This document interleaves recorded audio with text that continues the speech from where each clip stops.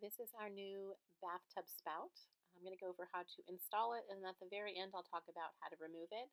Both are incredibly easy. And you can get a single spout for like $20 to $40, or you can get a whole set that has all the other pieces in your bathtub.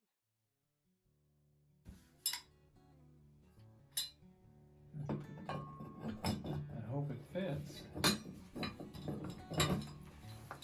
Let me get over here.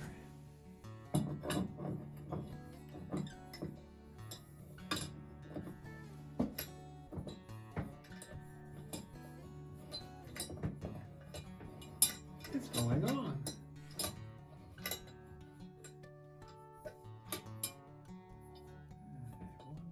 No, it's gonna have to go right there.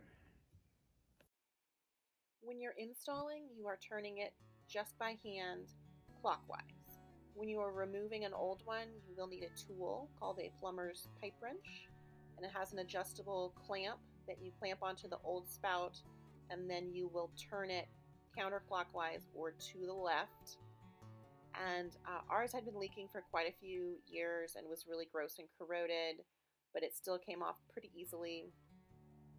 And if it has been caulked to the wall, like if you put a bead of caulking around it, which is optional because water should never really come out from there, you might need a razor blade or a box knife to cut that line of caulking where it meets the wall. There is simply a pipe that comes out from the wall, and your spout has an interior part that just threads right onto that pipe. So there's no trick to installing or removing. It is very easy.